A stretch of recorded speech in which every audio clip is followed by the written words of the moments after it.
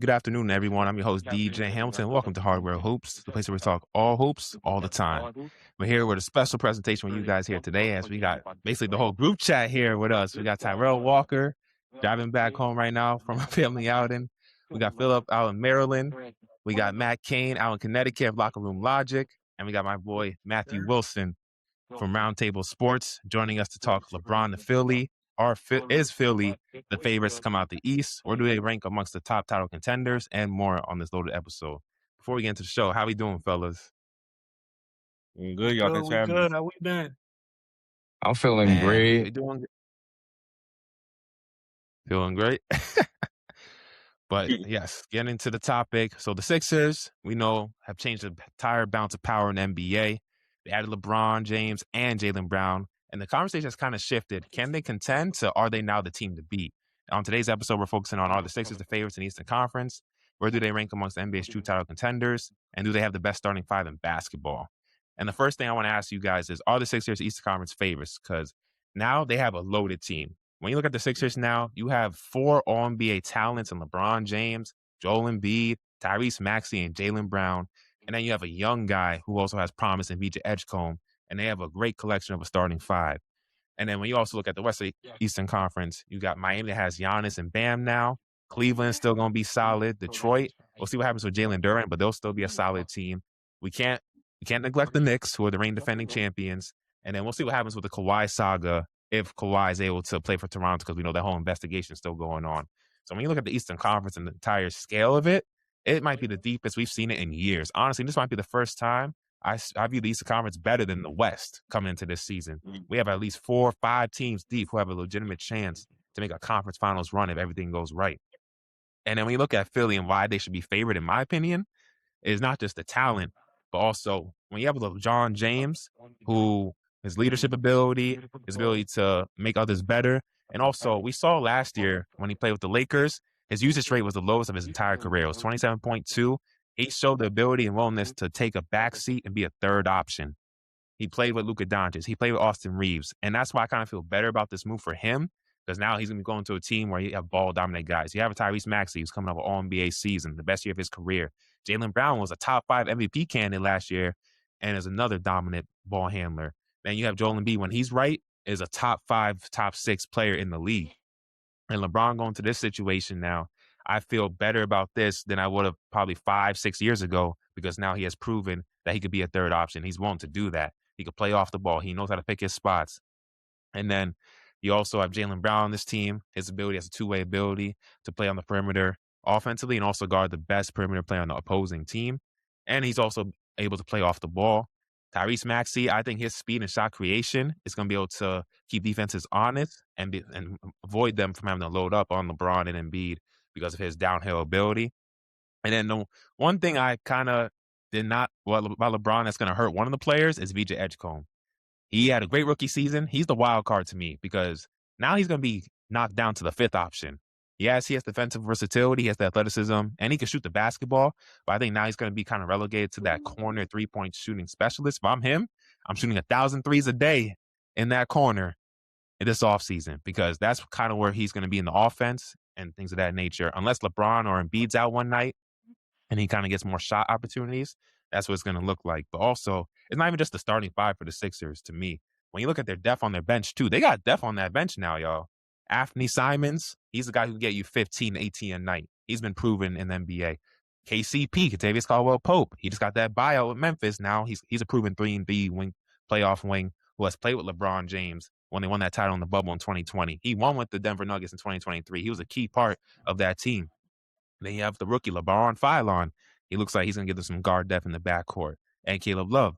So you look at this team, not just the starting five, they're about 8, 9 people deep with this team. And I think even with the Embiid injuries and all that, Embiid has usually had to be the guy who has to be a top 2 option or the top option on this team over the years. And then, of course, Tyrese Maxey got better and things of that nature. But they never really had the depth guys who they could rely on consistently to keep them atop the Eastern Conference. But now that they have all this depth, even if Embiid plays, say, 40 games, which has been pretty much the average of games he's played over the last 3 seasons, they now have guys, Jaylen Brown, Tyrese Maxey, LeBron, and other guys that they can count on. They'll still be a top 2, top 3 seed, in my opinion, in Eastern Conference. And that's saying a lot considering how talented this East is. So when I look at the Sixers, I think they should be a team. I don't know if I'll have them over the Knicks due to the Knicks and their chemistry and they have the starting five coming back, but I think the Sixers could be the biggest challenger to the New York Knicks to win the Eastern Conference.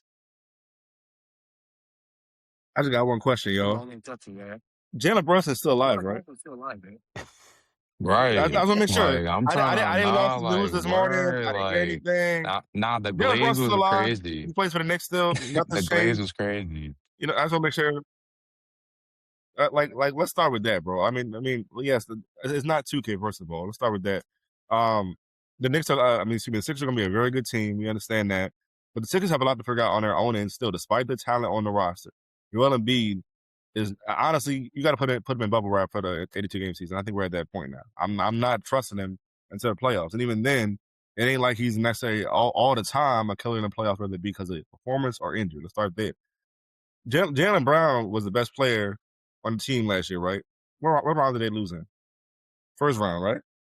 Okay. So it's like we got to slow down a little bit. Like it's gonna be very fun to watch. They have all these primetime games, and this is no hate on LeBron. I'm talking specifically about the Sixers. No hate on LeBron, but I'm saying as far as the team, if we're talking the favorites in the East, we have to slow down. It's the Knicks right now, and to me, there's teams we're forgetting about that I think can be very interesting to watch. Pacers, I want to see what they do coming back. Raptors, if they can figure out this whole Leonard situation, they can be very good. So to me, just to start, let y'all go ahead, but we got to slow down when it comes to Sixers being favorites in the East talk in August. Let's start there. No, yeah, I wanted to second that because me personally, I'm not putting them over the Knicks because the Knicks were so dominant in the playoffs last year in that second half of the year. I would have to, for me to put a team over them, I would have to see them, I'll have to wait till the season starts. And then with the Miami Heat and then the Sixers, that's going to be an interesting conversation because I like Miami's chances too with Bam and Giannis. Giannis has Shaq-like dominance. Like you said, Embiid, he's just injury prone. So, with Philly fans, they need to stop acting like LeBron's the savior and all that because there's a lot of questions that still need to be answered. And the Knicks are by far the dominant team in the East this upcoming year. I ain't gonna give you the full answer. I'm pretty sure during the show we'll break down issues with the team and all of that, but they're not the favorites in the East to me. I don't care what their starting lineup is. They're not the favorites in the East. It's time that we really start giving these championships credit, especially a team like the New York Knicks who was able to keep that core intact. Shout out to Mitchell Robinson. They weren't able to keep him, but they still went and got somebody in Andre Drummond who can actually play back-to-backs and be more on the floor, who may be able to bring the same impact that Mitchell Robinson was, because as much as we love Mitchell Robinson as Knicks fans, his impact was major, but it wasn't at a level to where we need to be depressed about losing Mitchell Robinson as much as we love him. So they were able to keep the core intact. A team that you guys didn't name, which I'm shocked at, is the Orlando Magic, who everybody predicted last season who was going to be in the NBA Finals. They have a new coach now. We don't know what they were going to look like, and we could trash on them about what we saw from them last season, but they started to revitalize who they were when at the end of the playoffs and in the play-in, and the number one seed in Detroit had a real issue with them. And regardless of how we feel about Detroit, that shows who the Orlando Magic actually are and that they can raise to another level when the playoffs come. So it's cool that we see the starting lineup and it looks good on paper, but they haven't dribbled a basketball yet or proved anything to anybody for them to be a favorite in the East. I like those points you guys made. Well, I know the New York Knicks should be considered the favorites and everything of that nature, and I have them as the favorites coming out the Eastern Conference still, because we got to give credit to champions, and they only lost, like you said, Mitchell Robinson, and like you said, Andre Drummond. I don't know if anyone who's not familiar with Andre Drummond. Andre Drummond is a better version of Mitchell Robinson. Yes, he is. I remember when he first came into the league, the guy couldn't shoot for nothing. The guy could not make free throws, could not make. If y'all watching the last couple of seasons, he's knocking down the corner three now. When I saw that, I said, "What?" I said, Andre Drummond hitting threes? If you would have told me that in the beginning of his career, I would have been like, "You're crazy, man." Because I thought really Andre Drummond. What are you gonna say? People really need to go back and look at the numbers that Andre Drummond used to put up on a season basis. Yeah. Like Yeah. He was that 15 and dude, 17 rebounds average for a season. He was a Yeah. absolute monster, bro. He's in the later stages of his career, but with more Yeah. playing time, He's still He was that a he's a dude. dog. good piece. Yeah. He was on his Moses Malone in his Detroit Pistons years, man. He was getting them offensive boards, defensive boards, and the Knicks are going to need that, especially losing Mitchell Robinson with his shot blocking ability and his rebounding ability. But one thing they have an advantage now, Andre Drummond, he actually could be an offensive threat. He can actually hit corner threes. And I know he's still not a great free throw shooter, but he's better than Mitchell Robinson. He at least makes 60% of his free throws. Mitchell Robinson was hitting 25% from the free throw line. The dude was a walk-and miss going to the free throw line. You was like, oh, you go for 2 free throws? Oh, 0 for 2. You knew automatically. That's why you saw the Spurs doing a hack of Robinson during the finals, because they knew he did not have that confidence to step up to the line and knock down even 1 free throw. Now you have Andre Drummond to plug into that role as the backup big behind Cat. That's going to make them even more dangerous, and they still retain their starting 5, and everybody's healthy. This team, I'm telling you, I know everybody wants to talk about Philly and the talent they got, but then again, you got to factor in a couple of things with Philly. Embiid's injury history. I remember I said in the chat, the dude's a walk-in hospital visit, and I mean that literally. Like, if that guy goes outside, opens the door, no, sirens are going off. It's bad with this brother, man. I'm like, yo, ever since he came into the league, I'm like, this dude can't play more than 60 games. I think he only played more than 60 games once or twice in his career when he won MVP that season in 23, and then I think maybe only one more other time, if I'm not lying. Like, and then dude's been in the league now, going to his 11th season playing. The guy can't play, and I love him. As talented as you are, like they said, the cliche, the best ability is availability. I don't care how talented you are. If you're not available for us, you're not going to help us win. And then you look at LeBron now. LeBron is still great, but he's in the twilight of his career. He's older. I'm not going to expect him to be a two-way force. Like, it's going to be up to Jaylen Brown, Embiid, Maxey, and Edgecombe, to be honest. I expect LeBron, if I'm him, I'm not coming in here, hey, guys, I'm not here to be the savior. I'm here to be the 3rd or 4th option. You saw what I did with Lakers last year. That's what I'm coming in to do, to be a leader. When you need me in spurts defensively, I'll step it up and then run the offense. But in terms of being the two-way force, doing everything, nah, I'm here to give y'all leadership, give you championship experience and all that stuff. And Jaylen Brown, the same thing. Jaylen Brown, he's been a finals MVP. He's won a championship. They're battle-tested. If I'm this Sixers team, I want Brown and LeBron leading the way because they have done it. They've been at the top. If I'm Maxey and Embiid, I'm all ears. I'm listening. And the reason why I give the Philadelphia 76ers a chance, even though they have a lot of talent, we need to see how they blend and mesh together because talent's one thing on paper, but to do it on the court is another. I think what Embiid's experience playing with LeBron in the Olympics will help him out a lot because now they have some, they've done played with each other in the Olympics. And then Maxey and LeBron, they're clutch clients. They work for the same agency under Rich Paul. And VJ Edgecombe, he's cool with LeBron as well. So they already have that chemistry, that continuity with each other off the court. It's just about, okay, how you do it on the court now. So that's something we got to see in the dynamic of the Philadelphia 76ers. And then Nick Nurse, he has championship experience too. I can't forget the coach. He won with the Raptors in 2019 with Kawhi, Kyle Lowry, and those guys. And now he has a roster that has even more talent than that roster. So we'll see how he's going to have pressure on him too to have to deliver with this roster, especially if they're fully healthy. So those are some of my takeaways with the Sixers. But yeah, the two questions comes down to LeBron and Embiid's health. Because LeBron's at the different stage of his career, and Embiid, we know his history. And then how do they mesh together with ball-dominant guys? I know everybody's talking about how they're ball-dominant, but then again, I want to give this. Jaylen Brown, he's played with Jason Tatum. He's played with another ball-dominant guy before. He knows how to play off the ball. LeBron's played with Luka and Austin Reeves. He's played with Dwayne Wade before in his career. He's played with Kyrie Irving. Then you have Tyrese Maxey, who played with Embiid in his prime, who knows how to play off the ball and always had the ball in his hands. So, and then VJ Edgecombe last year, he wasn't the top number 1 or number 2 option. So I know everybody's talking about the ball dominance, how they're going to play without the ball, but we've seen these guys throughout their careers play without the ball too. It's just about buying in and putting their egos aside. So that's something I'm interested to see as the season, as we embark on the season.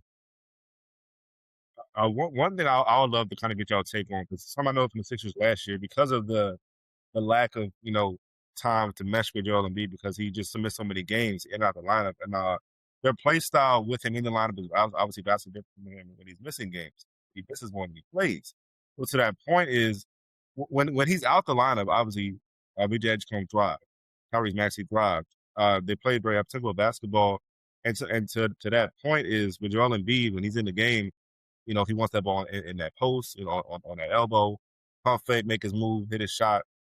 My point is the game slows down. And when you add, you know, Joel Embiid with, you know, LeBron and everybody else, it's like, how does that work effectively if you can't have them healthy on the floor enough? It's like, all looks good on paper when you have them, and it's all these guys in the lineup playing together. But one thing I'm curious about is how does that work effectively when you got a certain team that has two different styles over the course of an 82-game season going to a playoffs, and we're trying to call them, you know, possible championship favorites. But as far as the Knicks, who are obviously a championship team, you know their style of play. You know, it's no gimmicks, it's no change overnight tonight. You know, the roster is what it is, and you know how they're going to play ball. So that's what I want to bring up with y'all, see how y'all felt about that. I think that's where LeBron comes in, because we all know, like, Bron, right? Like, when he'll go somewhere and stuff won't go right the first half of the season, trade deadline come, he's gonna tell the GM, look, these are the pieces I need. So my thing is, it's going to be like trials and tribulations. So I just hope that like they all just, like, Maxey and Brown and Edgecombe, they just stick it together because and figure it out on their own. Because Brown signed a 2-year contract, so I don't expect them to be, you know, winning this first year. Sorry about that. I don't expect them to be winning this first year. You know, it might take a year for them to get used to it, get the chemistry up. Because, like you said, the Knicks got great chemistry. They know what they're gonna do when they're gonna do it. Sixers, it might not be like that. You know what I'm saying? There's one style. Let me ask you guys a question. If there is one constant about when LeBron has joined a new team, what is it in the first year? They haven't won the first year. Don't win. They've never won the first year. Well, never. It's never happened. So that's why when we bring this question up about are they the favorites in the East, I mean, all I have to do is rely on history to tell me that regardless of who's stacked on this roster, it always takes players a minute to figure out how to play with LeBron James. Now, could this be different because you have a high intellect player in Jaylen Brown? You have two guys in Tyrese Maxey and VJ Edgecombe who are perimeter threats, but there's only one ball. And everybody kind of needs to figure out, we don't even know what role LeBron is going to play. Is he just strictly going to be a point guard? Is he still going to be a 3? Knowing Joel Embiid's health, is he ready to fully embrace being a post player? These are certain questions that necessarily haven't been answered. And another question, as good as Nick Nurse was for Toronto, he had a well-balanced team with players who knew their role without a lot of stars' egos to kind of manage in order to get them to the promised land, especially when they got Kawhi Leonard. Kyle Lowry and DeMar DeRozan were like, we cool with taking a back seat to an NBA Finals MVP. Is Tyrese Maxey going to be willing to do that, knowing that they were already ready to hand the reins to Tyrese Maxey for him to be the superstar of the team going forward? You named VJ Edgecombe. How does VJ Edgecombe feel about this? Damn, I was a damn near number 1 draft pick for you guys. I'm supposed to be the future with Tyrese Maxey. You bring in LeBron James. Where does that leave me? Nick Nurse, actually, when you look, just take it off of the basketball court. Nick Nurse is going to have to manage this locker room in a different way. And we've seen, even with Joel Embiid being in and out of the lineup, how that affects the morale of the team. Now you bring in LeBron James with all this attention, and now we're hearing that he's partnering with ESPN for this Last Dance type documentary that brings more light to the team with them trying to figure out this basketball thing.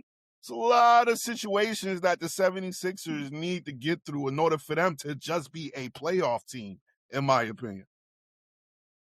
Nah, I definitely would fair. agree. You brought up a lot of great points too. I just want to poke some holes in a few things that you were saying, because like you brought up a lot of good points, but I feel like Nick Nurse, he's definitely gonna have to manage a lot of pieces. I feel like Bron, honestly, at this stage of his career, like I feel like him picking Philly was really based on like solely, how can I really like put these pieces in place, and two, how can I get these young pups over the hump? I also feel like just like knowing Bron and like what you were saying, like Bron's a historian, like Philly ain't won shit. I mean, Philly hasn't won anything in like probably 43 years. So it's just like it's a testament. Like he doesn't really have much like that he's fighting for, but like mind you, he's hungry. Like he still wants that chance. So I don't agree that he's not playing like to win that chip this year. Like I feel like he's not waiting for a year or two. I feel like he's bringing in pieces like KCP, like DJ brought up, like you all have brought up, like the depth they got. Franny Simons, like you got Caleb Love, you got VJ. I feel like VJ and Jaylen, they're gonna play well, especially with Tyrese. I think Tyrese honestly takes the back seat in a lot of this because of the point guard role. They said Brown's going to be primarily the point guard, but again, like you said, Matt, like we don't know what Brown's role really is going to be. So he could be a point guard. He can be playing that third or fourth option. It really solely comes down to, like you guys all said, Joel Embiid's health. I feel like they're still good with or without Joel Embiid just based off of what they've shown. I feel like VJ, just being that he's coming into his second year, this is still great for him because he's still finding his game. He's still playing off the ball. So he going to get his buckets regardless. He going to get some putbacks. He going to turn his defense into offense. So VJ going to be sturdy. As far as Jaylen Brown, I feel like Jalen's adjustment, I feel like he's going to get more efficient this year, especially in terms of like everybody talking about his analytics. I feel like Jaylen Brown, a lot of his shot selections, it came down to getting the ball late shot clock Tyrell, we lost you. Then he got late shot disconnected. clock violations. Yeah. Can I push Or back if he on got something you like said real quick, though? Yeah. he had the ball He too was naming long. the Like pieces I of the feel like roster. I Jaylen, just he's looked at not the good roster. creating for There's one himself. So major just thing having and Brown there's one around him, major issue that they having have. They do not have a VJ, having backup center. Tyrese, that's gonna They make don't his have defense it. more Yeah. efficient because That's either what I he's was gonna be gonna in the say. corner Facts. Like or he's gonna be Bonus working not off going to ball. be So able to that's do gonna it work for in his you. favor. I do believe they signed what's his name? The Knicks, Porty Huck from the Porty. Knicks. Yeah. He's not going to do it for you. So if Damn. Joel Embiid can't play And he for will. 40 games, who are you? The defense is going to be terrible at the Yeah. rim. They have nobody to guard the rim whatsoever. So, Damn. My shit over I guess here. now that we're talking about it, I had a little bit of fear of Philly. It's really starting to dwindle down the more we have this conversation, to be real with you. I also want to say something that you brought up, Matt, was Nick Nurse, right? Well, we seen Nick Nurse when he had Toronto. He was a rookie head coach and he made rookie mistakes. My thing is, if he keeps making, certain mistakes, how well is LeBron gonna mesh with him throughout the season? Because what he's done, he really hasn't, like, he's a great coach, don't get me wrong, or a good coach, don't get me wrong, but he hasn't really, like, he's not Pop. He's not, those type of guys. So the next question I would say is, how well is he gonna mesh with LeBron? Because we all know LeBron, him and coaches here today, going tomorrow situation. Yeah, I mean, we seen it when he was with his second stint with the Cavs, David Blatt. We never heard from the guy again. Where does this guy even coach now? Like Siberia? I haven't heard of the dude since he got X'd out the NBA. And then we've seen it also. It's crazy too, because I know David Blatt. David Blatt is a great coach in EuroLeague. Like he's one of the greatest coaches in EuroLeague if you like look him up. So the fact that he came over here, took him to the finals, and then like just got X'd out the league is crazy to me. Nah, definitely. It cut me, fellas. Yeah. Nah, I did. The mouth I want to get back man. on something Tyrell said when Tyrell mentioned like LeBron and how he's a historian. There's a reason LeBron didn't go to the Knicks and the Spurs. And it was clear as day because Knicks just won the chip. You don't want to be viewed as he's just trying to get a ring chaser. And the Spurs, they just went to the finals without him. They have their franchise guy in Wemby. He is a generational talent. They don't need Bron to get to the finals. They've been there already. So LeBron is like, let me not go to one of these two teams because then everybody's like, hey, he's just trying to hop on a bandwagon to get that ring. Because he's still trying to be viewed as the greatest of all time, undoubtedly. He wants to get that ring. So going to Philly, a team that hasn't been to the finals since they haven't won since 1983, and they haven't been to the finals since AI led them in 2001, which is 25 years ago now. Right. You were able to do that and win them a title. Philly will love him forever, man. What? The city of brotherly love will throw him up and all. Like, put that statue up for Braun right That now. Like, yeah, we put him right next to AI. He nah, run up the yeah, chest. facts. I tell you, they're gonna do that, bro. I'm telling you, Statue is they're gonna crazy. do that. Nah, yeah, LeBron is a DJ, if you don't calculated Nigga got mind, a- team. if I could Tell just you, add man. one more part Telling to you. what I was saying. A statue.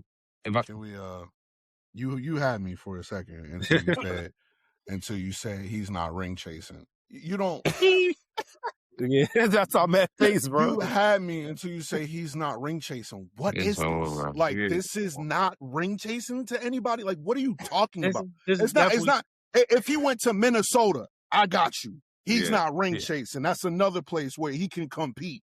Hell, if he went to the Suns were a surprise team. If he went to the Suns and wanted to stay close, I'm cool with that. If he wanted to, I ain't gonna name the Clippers, not them. If he wanted to go to Golden State and play with Steph Curry, I don't believe they would have won. I believe they're too old, but they would have still been able to put pieces around this team. If they would have traded Jimmy Butler, they would have still been able to put some requisite pieces around this team to better acquiesce what him and Steph Curry do well. So this narrative about, okay, him not wanting to go to the Knicks, whatever. I think it's BS. The report that he would have went if they didn't win the championship, that's BS to me. I'm not trying to hear that at all. I don't want to hear that. But him going to Philly and then you living in New York while you're playing in Philly, I'm not trying to hear anything about the LeBron to Knicks and him not ducking the smoke with New York. I'm not trying to hear that at all. But him being on the Philadelphia 76ers, like you said, LeBron's a historian. He knows how good that team is with Tyrese Maxey there. He knows how good that team is with Jaylen Brown there. He knows who VJ Edgecombe is going to be. And also, regardless if you only have Joel Embiid for 40 games, if he's right for the playoffs, the 76ers are always a threat to win the NBA championship. LeBron is definitely ring chasing here. And if you notice, every team that he goes to, Rob Parker said it the best. Every team he goes to, he stacks the deck every single time. He's been ring chasing for the past 15 years. He's been in the league. That's right. And it's okay that's okay. But the narrative is not a narrative. It's a fact when it comes to LeBron James. That's right. Especially Man, if the money he took. Shout out to our OG Rob Parker, man. Shout out to him. But I wanted to mention one winner and loser. I didn't write it down. This came off my head right now. I have one winner and loser for all this. One winner for me for this is Joel Embiid. You don't have to worry about being the top 2 option every single night now. You can rest them knees, ice them up all you want, play 40 games. As long as you're good for the playoffs, my brother, that's all we need. We don't need you playing 60-plus games. We got Jaylen Brown now. We got LeBron. We got VJ. We got Tyrese. We got some good backcourt depth on the bench. We just need you to be good the second half of the season for April through June. That's all we need. The biggest loser for me in all this, Brad Stevens. Because, man, you traded away Jaylen Brown and created another juggernaut now in Philly in the same conference as you. And now your Celtics, I know they'll still be solid, but damn, you created another. You have night to go against the Knicks, the Sixers, and the Sixers are right. They're gonna be better than you guys. So it's like, damn, how are we getting back to the finals? How are we gonna keep that historic Boston tradition of winning championships? Brad Stevens, you created another juggernaut, man. This didn't have to happen. If you could just put your ego aside and just mend the relationship, like, hey, Jaylen Brown, we really want you here. We don't want to trade you, man. We love you here, man. Just like Jason Tatum, you're one of our favorite. And that's a whole other conversation in itself. Yeah, I'm about to say that's man. Like the biggest loser to this in all this to me is no player. It's Brad Stevens. Brad Stevens is the biggest loser in all of this because, like, damn, if you at least trade Jaylen Brown to a different conference, at least you don't have to deal with another juggernaut in the East. Because now you got more juggernauts down in the East you got to deal with. And if Toronto's right with Kawhi, that's another team you got to deal with, man. So, Brad Stevens, man, I thought you were a smart dude, but, man, when I saw that trade and who you got, and I no disrespect to Paul George, but he's past his prime. He's past his prime. This ain't Indiana Paul George you're talking about now. So, Brad Stevens is the biggest loser in all this. I was taking a step further and say Jason Tatum is a loser in all this, too. Nah, yeah. I can say that because he didn't. Yeah, like he didn't step up. He wasn't stepping up for his boy Brown. He didn't say that. Like he was just staying quiet. And sometimes silence speaks louder than words. So that just goes to show you like how who he is, how he is type shit. So he's a loser in my eyes too in this situation. Yeah, I You think I peep what did. he He said said? something about being a You leader talking or Tatum? something. I don't know. Yeah, Tatum. Being the Tatum said something smartest to the in the media. It room. was Oh yeah, yeah, that basketball camp. Yeah, I heard that yeah. quote. Yeah, he Yeah, talking. We he know what said, he's I talking about. want to be the smartest in the Yeah, room. I want to learn from come on everyone. now. Like, Yeah. I'm like, huh? Like, I mean, I'm And not even that gonna right there, lie. that Even like statement his right there. Instagram post, like, kind of rubbed me a little bit. Cause like, like even in the message, like, like in this world, like words mean everything. So it's like you spent Oh like yeah. all these years with him, and it's like that's what you post. Like, not saying like he ain't hit him up on the side. Like, I don't know him. Like, you feel me? He might have like, but it's like this is what you put out in the public. Like, and it didn't really seem sincere. It was almost like a relief. Like you kind of posted it on like a due diligence type of feel. Hmm? Yeah. It reminded me of I Jalen don't know. Hurts This and is AJ my Brown. take. Similar situation. And then I feel like he's always been bitter too about like that Finals MVP. I know we always talk about that in the chat, but like just to Oh say yeah, like for sure. like Of For course, sure. definitely. yeah, like we Yeah. all seen him like he thought he Nah, was definitely. getting that when they said Jaylen Brown, he still clapped, but like it was like He a definitely wanted that. okay. He thought That's he a had pity that. clap, bro. That's a He He tried to be definitely like his wanted idol, that. Kobe, man. He wants to get hell all them yeah. awards. He wants to be like amongst the greats. Even though Jason Tatum, to Yo, me, he's a that Hall of bothered Famer me already. I've been too. saying this. I'm happy you Yeah, brought that up, like DJ. When he was you like gotta be happy. taking everybody's like phrases and whatnot when they won, I'm like cringe. Yeah, Like it's like, bro, be he bothered me yourself. a little bit. Yeah, just be you, Yeah. man. Yeah. Dude You tried got to do his Kevin Garnett impression. We did we it. did it. Yeah. I stopped messing with him after that. I was like, yo, this dude corny, bro. This dude corny. Like, be yourself, I bro. think that's why people don't say he's the face of the league. Like he's a great player, but people say he's boring or he's corny. He doesn't try to be himself, original. I think that's what's Yeah. hurt him. Even though he has the market, he has the game. It's just that part. That's why people don't really like resonate with him. It's like, damn, Tatum, like, can you just be yourself? Stop trying to be Kobe or KG. And then Yeah. I saw something with him hanging out with Kanye one time behind the scenes after they won the title. I'm like, damn, people roasting What? like, yo, this guy was like Kobe so bad. Yo, I feel bad. He's a good dude. Tatum's a Jalen. Like he does good for the Oh, community. Like I see all this great stuff he does. Like he does such great things in the city of Boston. But it's like, damn, like people really He be hating on does, this but for I no feel reason. like his pettiness like takes a hold of him too much. Like I was he did something. I think it was like 2022 or 2024. And I looked at it and I was just like, that's kind of selfish of you. I forgot what it was, so don't quote me on that. But I said it back then, like he's kind of selfish. And then him not getting the Finals MVP, the look on his face, and then now how it all transpired, I was just like, you're kind of putting my take into fruition. Hey, Yeah, he ain't got to worry about getting one now. I don't think he'll get any finals yeah. at this point. Yeah. Yeah, So, hey, the way just this enjoy what you Eastern got, brother. Conference looking. This East Conference looking. At It's least you looking, got a ring. Hey, yeah. Phil, before I go, who like I want to hear your answer to the question. Like, who are your Gotcha. biggest winners and who are your biggest losers after Braun going to Philly? Biggest one, I definitely agree, it's got to be Joel, because this to me, like, this is your best and last chance at a ring, because like, you know, you're already, the health is already concerned as is. I mean, I'm at the point where I agree if people want to say LeBron can play longer than Joel Embiid as far as like the remainder of how things are going. Like Joel Embiid could be out of a Sixers uniform, and LeBron could still be playing for another 2, 3, 4 years. Who knows? So I would definitely say Joel Embiid for just giving him the best chance to win, and I would say taking away some of the pressure on him as well to win, because of the fact that, like, yes, you know, even though he got to be healthy in the playoffs, but as far as like getting through that gauntlet regular season, it's like, you know, we don't really care about what you do in regular season at this point. Just get through it.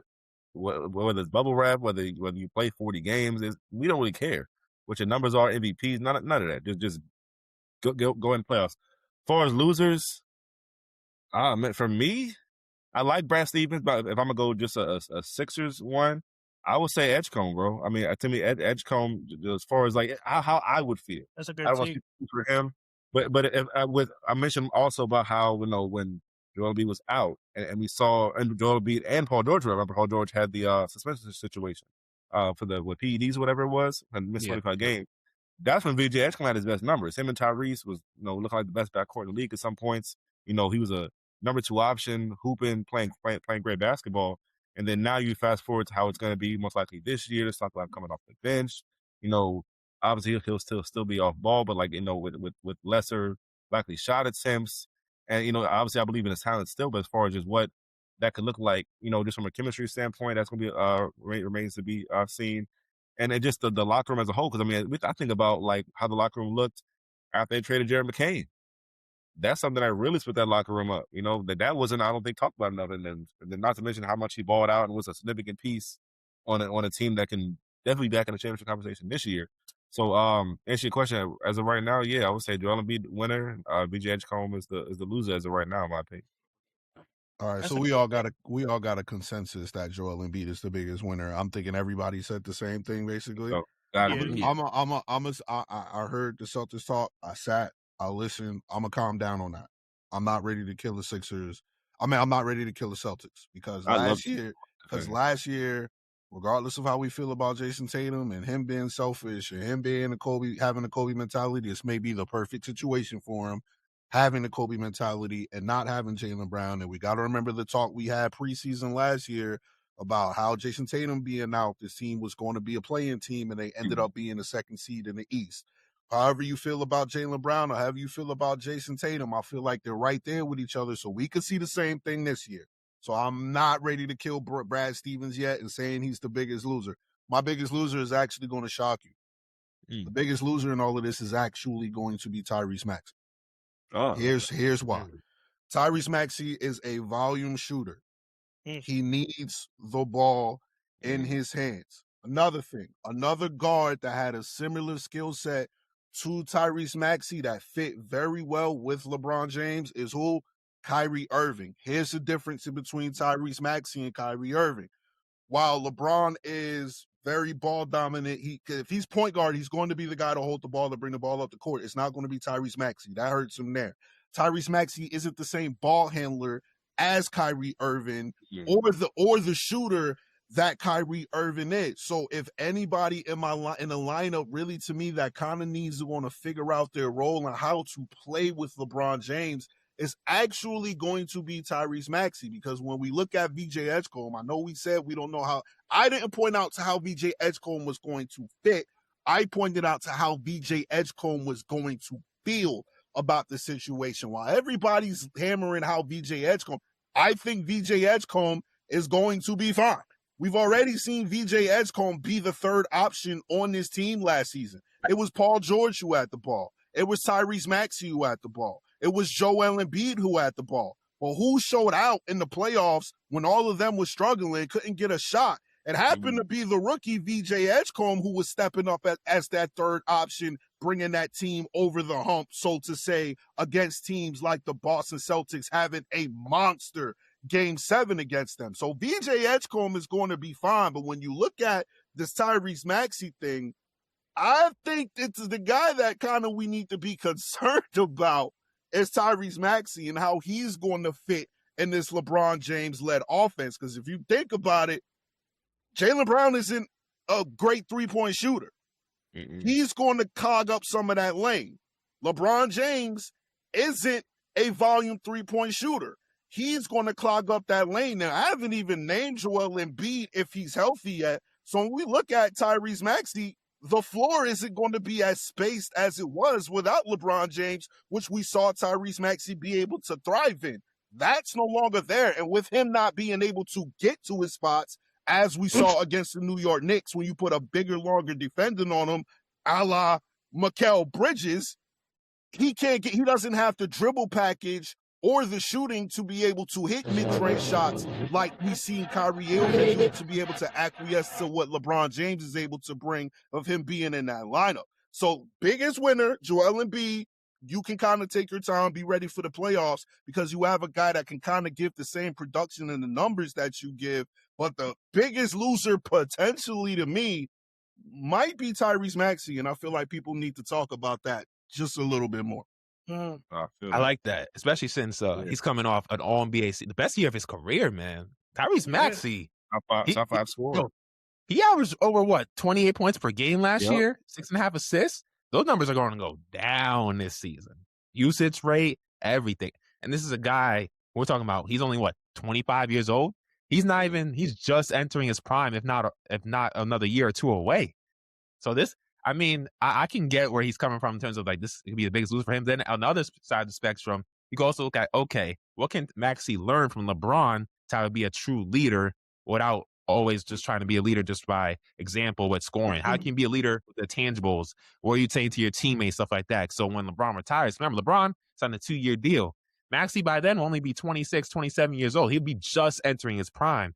So if I'm Maxey, my numbers might go down, but what can I learn during these 2 years with arguably the greatest player of all time? So when he gets retired, when he's retired, I can step up even more and be like, all right, there's other ways I can affect the game outside of scoring to help us win. Because by then, we don't know if Embiid will still be on this team. And Edgecombe, I think also another guy who can learn from LeBron as well, even though he's going to take a back seat.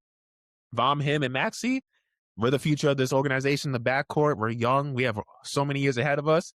Let's use this time to work on the other things, learn how to move without the ball, learn how to create for others, and the little intangible things. So that way, when LeBron is gone, or if Embiid, we eventually move off him, we can lead this franchise going forward. Because honestly, we got to give shout out to Bob Myers, too, how he was able to put this together. Because, man, Daryl Morey, I'm sick. He's also another loser. I forgot to mention him. That dude is a imagine he put this together. We don't even give him all the started praise. On that dude, bro. Yeah. I forgot to mention him. He's another biggest loser in all this because Bob Myers just stepped into this joint and said, hey, I'm going to show you how you're supposed to do it, Daryl Morey. And he just like that got this team to be right back in championship contention like tomorrow. And I just want to give him a lot of credit too. Like this new ownership now with the Sixers and everything they got going on, they're stepping in the right direction. And I like how they're looking over the next couple of years. But I like Matt's point about, yes, Maxey could be a biggest loser, but I also think on the other side of the spectrum, you already have that relation with LeBron, with Clutch. Hey, put your ego to the side. Yes, you put up numbers, but then you got to think about it. Okay, we haven't even been past the second round since I've been in the league. So this is our best chance to get to the conference finals now if I sacrifice to get to the conference finals or even potentially the NBA finals if we put it all together. So you got to think that if you're Maxey, and I know deep down he's trying to win. They're all trying to win. Philly has not, like I said, they have not made it to the finals since 2001. Y'all, I don't know about y'all, but I wasn't even 1 year old yet when they made it to the finals. When Iverson dropped that 48-point game one special against Kobe and Shaq and stepped over Tyronn Lue. I wasn't even 1 year old yet. That was a month before I turned 1. That's how long it's been. What a time to be alive. Yeah. My man's Allen Iverson. Hey, a lot of people kind of forget like how nice he was AI actually what he was that guy. Yeah, the swagger really too. Like I ain't gonna lie, like I love when people have that personality. So AI is, I love watching his highlights because just the braids, the tats, like the swagger on the court, the confidence. Bro, people don't know, bro. They need to do their research, man. Right, yeah, I'm a Laker fan. That's one of my favorite games. Watching that 48-point game. Yeah. Come on now. Stepped over Tyronn Lue. Oh man, that's one of the greatest. Just watching those highlights. I was just watching those highlights on YouTube like the other day, and right before he stepped over, like the series before when he stepped over Tyronn Lue, Ty Lue like was stopping him, had like 3-4 stops on him, and like hit a couple big shots, and then AI just said, "Nope, come here, knock down, step over." I was like, damn, I didn't even know it went down like that because they just showed a step over. Yeah. See, that's why you got to watch the full game, get the full context, man. That's why I always say, you can't just be a box score watcher. If you want to be in this business, you got to be able to watch. You got to watch the full games or at least read up on it, see what happened.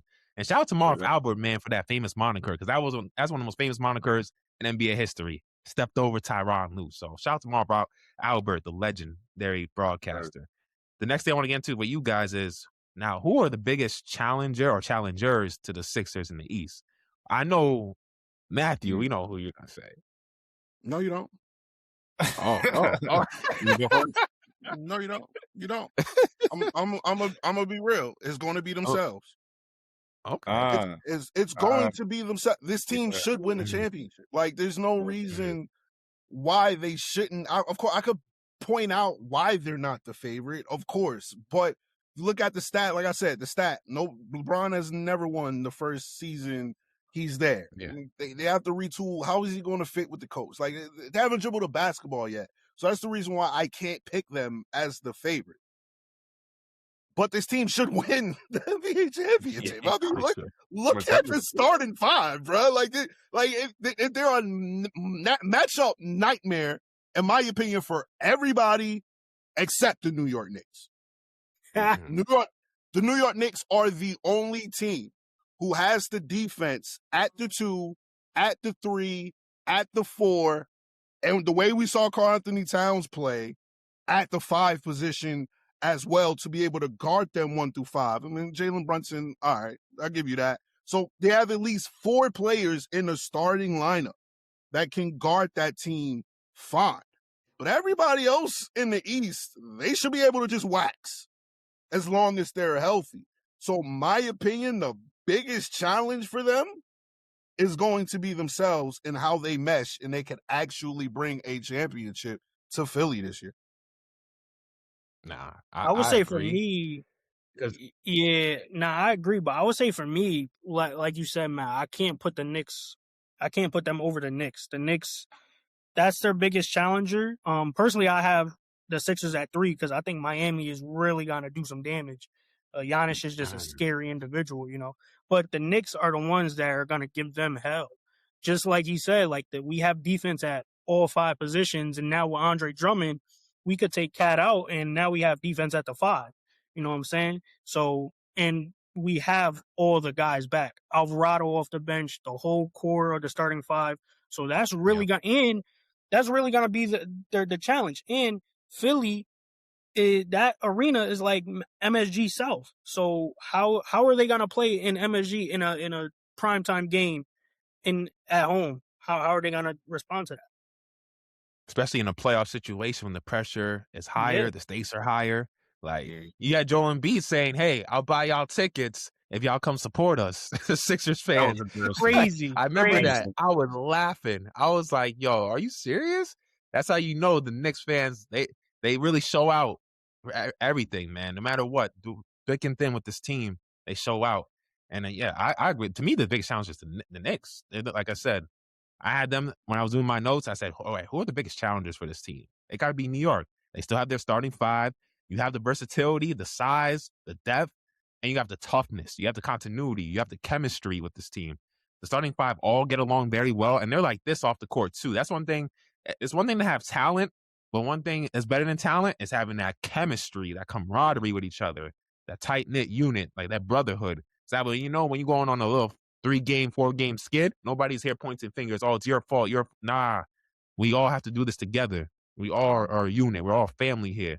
And I love the way they talk. Like, I've heard interviews with Karl Anthony Towns talking about how close they are as a family and this team was throughout the playoffs, how they had a talk with each other after that Atlanta Hawks series when they were down, 2-1? And they all didn't point the finger. They all had a real talk like, yo, we gotta figure this out, y'all. Nobody was pointing fingers. They all took accountability and look like they went on a historical run and won the championship. That's what it takes to be a champion. People laugh and joke. Like the Nova Knicks is a real thing. Like from me being in college, my experience, like they say the friends you make in college are some of the best friends you have your whole life. Absolutely. That's true. And that's why everybody's laughing like, oh my God, the Nova Knicks, look what happened. They got a chip together. And we know that because they won 2 in college. So that's a test to it. And let me say this to that point to get my answer. I really like what Matt said. I think one thing that I think about that doesn't get talked about enough is when it comes to winning a championship, being a championship caliber team, is the pressure that comes with expectation. When have the Sixers ever come into a season as a so-called championship favorite? When does that ever happen? You know what I'm saying? We just mentioned about how they went to the finals since DJ wasn't even a year old yet, right? LeBron is walking to a season as a favorite, and he lost too, 2011. So it ain't like, LeBron has never been in a situation where he lost as a favorite. We already said he never won in the first year with the team. But I think about how that pressure could affect the locker room of a team that has changing roles. Same talent, Tyrese Maxey superstar, Joel Embiid superstar, Jaylen Brown, all them dudes. But the pressure expectation, Jaylen Brown didn't choose to be with this team either. You know what I'm saying? So it's like, oh damn, I got all this pressure. I'm like, damn, I wanted to be a Celtic. I wasn't trying to leave y'all. You know what I'm saying? Yeah. I'm not saying he won't play great, but again, that pressure of expectation, how that could change the mentality, of course, of the season, how it could affect the team, a locker room. I really like what Matt said. It had me thinking like, yo, like that's what can make a team crumble, if anything. I'm not saying they will or won't, but I'm saying the ingredients are there.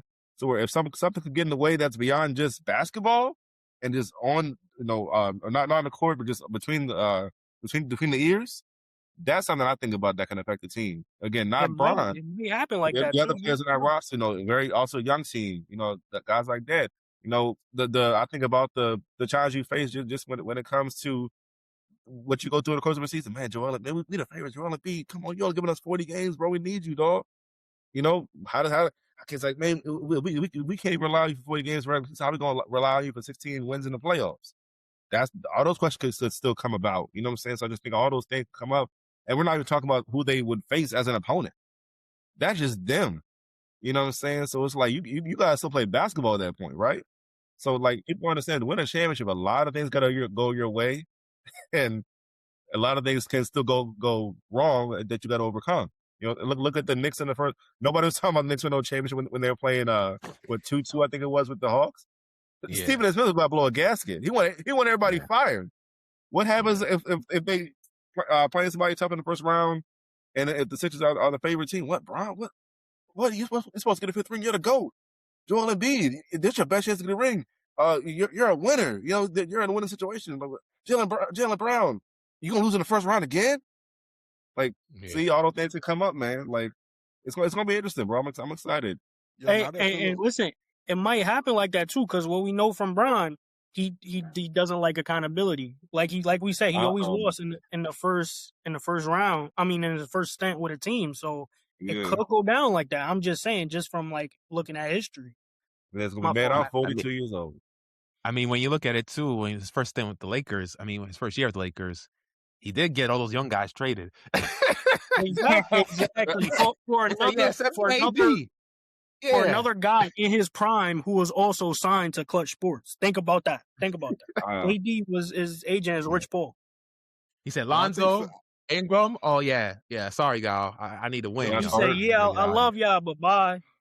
I think Philip really touched on something. The guy I'm most concerned with is Jaylen Brown. Yeah. Because you got to think about it. More now. He wanted to be a Celtic. All right, cool. I could go to Philly, but we know how smart Jaylen Brown is. I'm a curse, DJ. I'm gonna let you know.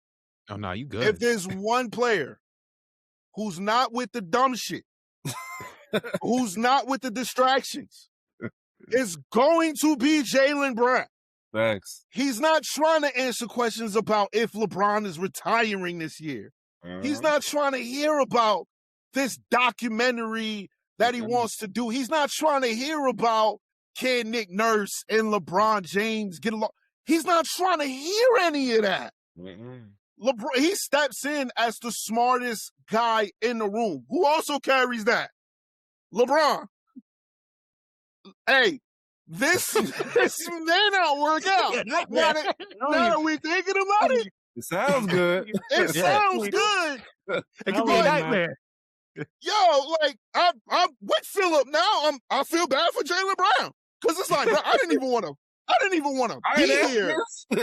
And now that I got here, I understand that I know who LeBron James is as a talent.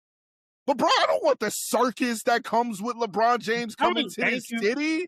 Man, so you expect us to believe that Jaylen Brown, out of all people, after everything we know about him, is just going to be cool with everything that comes with LeBron James being in this city, especially if they don't win? Come on, man. And we can't forget. I think he's just there to hoop. He called out LeBron's son. We don't know if Bronny's a pro 2 years ago. No lies told. No lies told, though. I might add. I just feel like they did a hoop. That's too much emotions. I feel like they did a hoop. Emotions always they get paid. I feel like they did a hoop. The humans, bro. Not facts. It do sound nice, but like I was touching on earlier, like you got to think about like everybody's role, like DJ and you were touching upon. Like, Bron, he's gonna control every piece. He's gonna play chess, mind you. It come down to a beat, but like, how much you're gonna get out of them? Like, you got KCP, you got Afrini, that's 7 bodies, and then say throw Caleb in that rotation, that's 8. I mean, you still need another big coming off the bench, and probably maybe another solid like wing. So we're gonna have to see like what they give, but yeah, it's really gonna come down to production. Honestly, they need to take a Wemby approach. Like, whatever the Spurs is doing over there to get that 65 minimum, they need to follow that approach. Because you got Embiid, you got Bron. Yeah, like they not playing back to back. So, like you said, the circus. But I feel like Bron, he coming there to hoop. Like he really want that ring. I feel like all the BS, like it's to the side. See, I feel like he's kind of looking at them, like the youngins, like if y'all don't get me a ring, I need them to come at y'all. But then it comes at like, do you fuck up their? Do you Hey, mess if you up their want to be the core? GOAT, you gotta take Like, do you all the mess with what they're shots. doing? Personally, like I'm just saying. I'm just saying the media. I'm just saying the media. See, Not me. Tyrell, you're Like- right. You're right. Like, of course, LeBron is coming in with that mindset. But if you notice, I'm not blaming LeBron for the circus. Nah, I know you. I'm not. It comes with him, regardless if he wants it or he doesn't. Like we've seen it since we was in elementary, so it's like exactly. we know. We could just we got it firsthand. We could just point to when they traded for Luka Doncic. Bron just wanted to chill. I want to play with my son. That's it. I just want to play with my son. It's Luka Doncic's team. Austin Reeves is doing this thing. I don't mind being a third, fourth option, whatever. The circus is it's always going to be there with him. I feel like he's still with the third or fourth option. No, in my it opinion. don't got nothing to do with role. You know what I'm saying? No, it's just what I'm just saying that to say that regardless of they just want to hoop or they just want to win, it's still a circus. The circus is still going to be there, and it's not LeBron's fault. But just because it's not LeBron's fault doesn't mean that Jaylen Brown not going to be with the BS. Doesn't mean that Tyrese Maxey not going to be done with the BS. Doesn't mean that Nick Nurse might be on the hottest seat in the NBA currently. You know what LeBron because does? If they don't, you kind of took that right out You know of my what I'm mouth. I was saying? about to bring up. Yeah, go ahead. I was gonna ask you, like, going back to the circus, like, as far as Nick Nurse having to manage these pieces, like, how much do you think of it is really on Joel Embiid though? Not a lot. Yeah. Yeah, that's why he's biggest winner. I with all the All-NBA guys on that team. So the reason why I bring that up, mind you, like the question is, Bron came there, why? Joel Embiid said, I'm healthy. So that's one thing I wanted to say, like, because we know somebody else that Bron's played with that has a history of injuries. Anthony Davis. Whenever Bron was there, ready for that chip, we didn't see AD. If AD fell, Bron, like, get up. So it's like the same thing with Joel Embiid a little bit. He might be a little younger, but it's still the same. He's in the same role. Like, he's 32, but it's like, yeah, I don't think he really been injured. That's what I'm basically getting at. I feel like he ain't really had nothing to play for. It's like, Bron here, I'll do whatever I got to do. Or Bron takes him under his wing and it's like, hey, yo, I don't know what you've been doing in your rehab, but come holler at me. Like, come do what I'm doing. Because obviously what you're doing is not working. Straight up. But either or, that's just my take.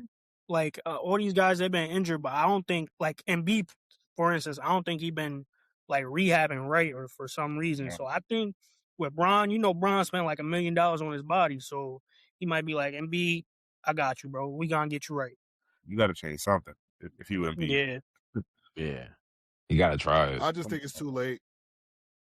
Yeah. That's my thing. Man, I don't like that because I'm about to be 32 and it's not too late. No, I feel like he getting paid millions. See, I mean, like, if you gotta just, I see your comparison in between him and Anthony Davis, right? Where it's like AD always get hurt, but it's always different injuries with AD. It's like, it's a knee, it's a shoulder, it's a thumb, like it's different stuff. Joel Embiid some knees. Joel Embiid has had constant knee surgeries, bro.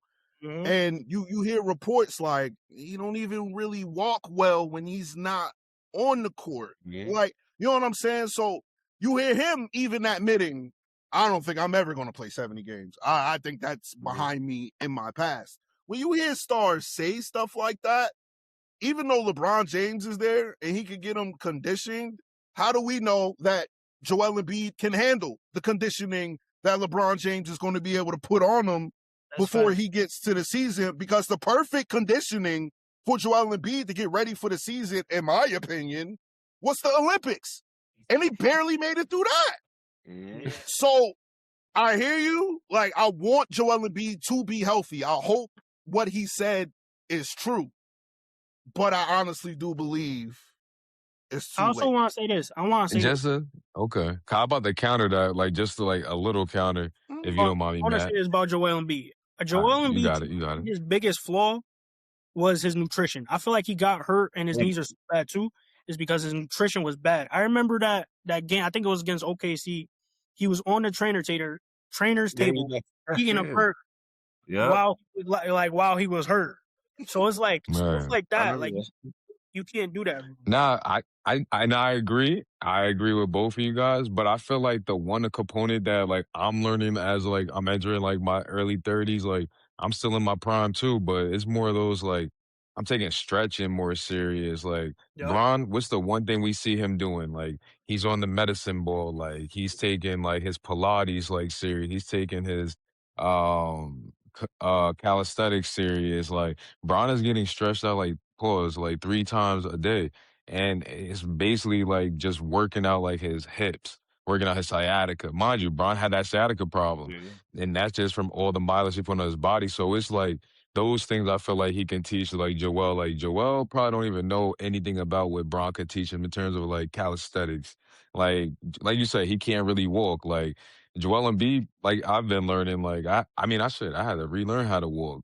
And that was enough into it. Like Joel's knees is probably bad because he probably don't even got a lot of fluid movement going in his hamstrings. Like he's 7 foot, like, and mind you, when we see him, his knees is basically touching. Like, so it's like, how much stretching is he really doing? Like, and honestly, as a 7-footer, I can't really speak for them, but I know it's probably difficult to stretch. I ain't gonna lie. So if he don't really got to, he not being forced to, he probably not going to. He reminds me of like Patrick Ewing. He's 32. 32, right? Yeah. All right, so that's the issue. Yeah. Because that reminds me of Patrick Ewing, man. Because here's why that's the issue. Is because when LeBron James got with AD, I do believe he was younger than 32. I do believe he was like 26, 27. And he was like 26. Okay. When he got with Kyrie Irving was fresh in the league. He was only like 21 at the time. Yeah.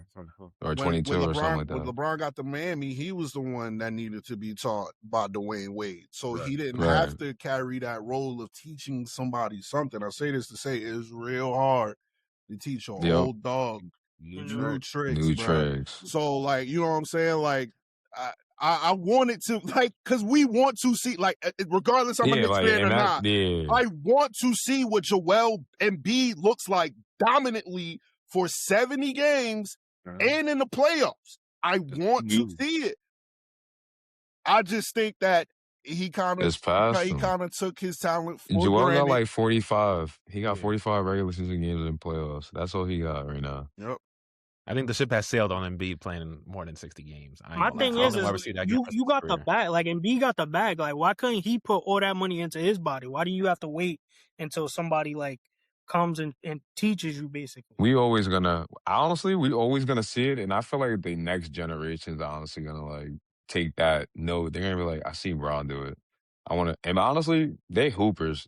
They see Bron's record, they like, I want to catch that. Like, y'all know these youngins, like, they don't care about the old heads. They like, I'm better than you. I'm trying to get that. I can get that. But again, they don't know about the work ethic. Like, Bron 43 in the gym, right? Not right now. He might be, actually. No, he's in the gym. He might be. He might be in the gym right now. That's 838. Yeah. So it's just like, a lot of work ethic goes into the Bron. Definitely. The next thing I want to get into is we got to talk about where do they rank amongst title contenders? Where do you guys have the Sixers ranked as presently constructed amongst the title contenders in NBA? Because I was looking at something on ESPN yesterday or 2 days ago, their odds. So the Sixers have plus 350 odds to win the conference behind the Knicks, and then the fourth best odds to win the title at plus 900. So if you guys were to think as of presently constructed, where do you see the Sixers amongst the title contenders amongst the NBA? I'll go first. Gotcha. Honestly, realistically, I got them at 4. Okay. Just based off of like, we got some good.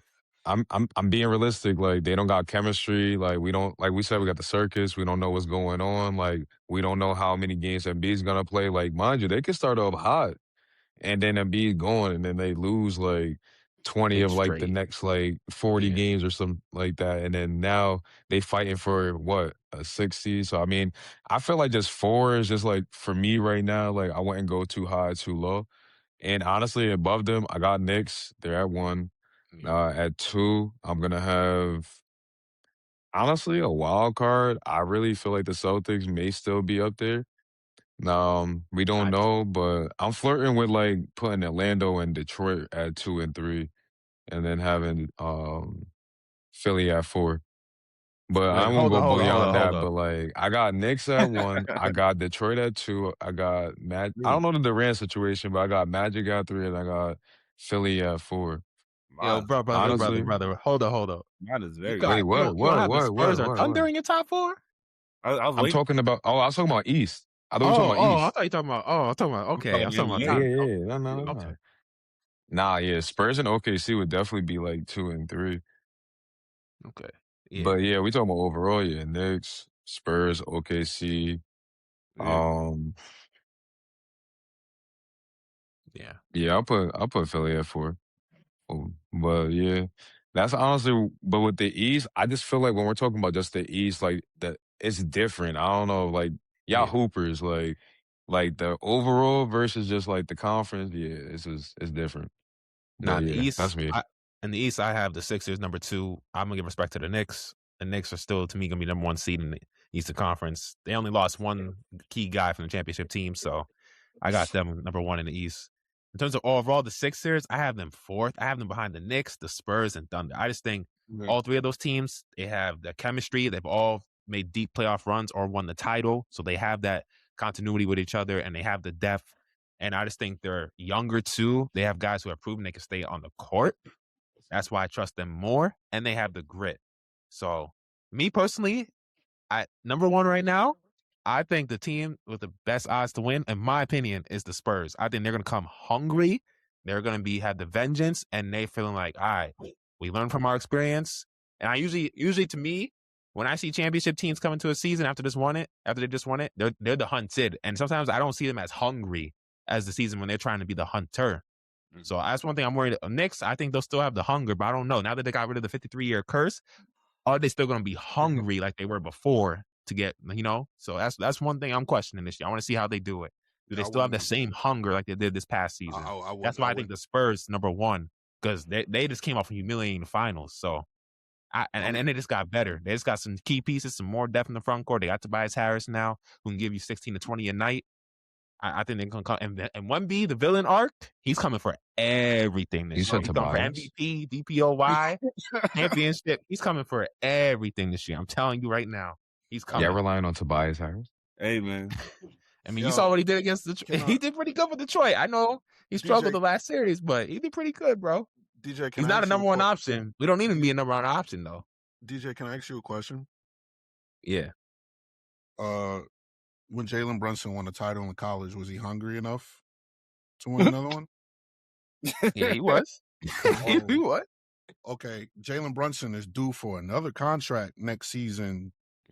Do you think possibly that him getting another championship would solidify him actually being able to take that money and not sacrifice for the rest of the team? So the New York Knicks and his fan base really believe that he's the guy that's worth all that money by bringing another championship to New York? The hunger's there. I would not question anything about that hunger, because if me, you, Matt, Tyrell, everybody here, including Philip, everybody here that knows New York, regardless if we win a championship 10 times in a row, that pressure never leaves.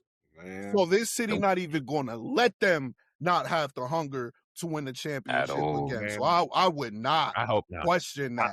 I see why you would say that, because that's the norm seen it too much. that we've seen from repeat championships. But as we've seen this year with the Knicks winning the championship, they are far from the norm. So I wouldn't question them that. Hey. Can I go ahead? My bad, Phil. No, you go ahead. To that, I was gonna agree with you to that point, with your Knicks point, bro. There's people who are casting shade on the Knicks run as opposed to, it was a fluke. Oh man, the Spurs were just a team. Oh man, if the Thunder were healthy, Jalen Williams, they would have won. So there's even more than previous years. There's a narrative of the Knicks being which is crazy to me. I understand, a relative fluke because of certain situations that happened that just happened to just swing their way, and that's why the East got stacked up this year to make sure the Knicks don't do it again. You know what I'm saying? Because they got lucky. That should have happened again. So it's like, to that point, to me, that there's even more pressure on the Knicks to win from that standpoint, because they know the talk And also, Jaylen Brown, Jalen Brunson isn't a top 5 player in the league. You know, how did he come out and get positive and win a championship? You know, you got all these other players who are better than him, and you know they ain't won yet. So we got to make sure we win, all that stuff like that. So I'm like, that's pressure right there. Which is why if we're going to as far as NBA contenders, I'm going Knicks number 1, Thunder number 2. I think they have a lot to prove as far as like they probably feel like, and I'm sure Jalen Williams does. If I was healthy, we probably win the ship. Speaking of how he feels. Not saying I agree. Right behind him, Spurs. You know, we know how Wemby is. You know, very vengeful guy. That don't want to come for that ship, of course. And then right behind him, if you want to put the Sixers in there, just on paper as of right now, I'm fine with that too. You know, we know there's things that could come as issues throughout their season, but just from a talent standpoint, I'm fine with you putting them fourth right now. If you want to do a top 4 contenders, I would say that. I had OKC 3 behind Knicks and Spurs because they did lose some depth. They lost Lou Dort, who was a key defensive guy for them to hit threes when he's going. They lost Aaron Wiggins too, and they lost Isaiah Joe. They still have, and they're going to rely on some rookies now. Ade Mara, might play some rotational minutes. Bennett Sturz, who they drafted, those 2 guys. I don't know how they're going to look in those pressure situations. This is a team, they're looking to win. They're not, yes, they can develop young guys, but it's a team going for a championship, man. And we got to see how Chet redeems himself because I ain't gonna lie, he got punked against Wemby in the West Conference Finals. Sure did. I want to see how he looks mentally coming to this season because if I see the first 25 games, he ain't looking aggressive, I'm going to be like, oh, God. Oh, no. Especially when they adding pieces. They could have got Giannis. They could have put Chet in a package, some draft picks, and went to go get Giannis. Because if he doesn't pan out, and if J-Dub, hopefully he figures out the hamstring situation, because that was a nuisance last year. I was like, yo, he was an All-NBA guy 2 years ago and everything. And then he was getting these constant hamstring injuries. I'm like, damn, man. And I know everybody's talking about, J-Dub if he was healthy, but in the regular season, the Spurs dominated them.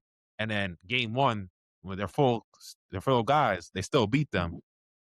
So I give the Spurs over OKC and the Knicks because they did lose some depth, the Oklahoma City Thunder. I got to see how they recoup that depth up, man.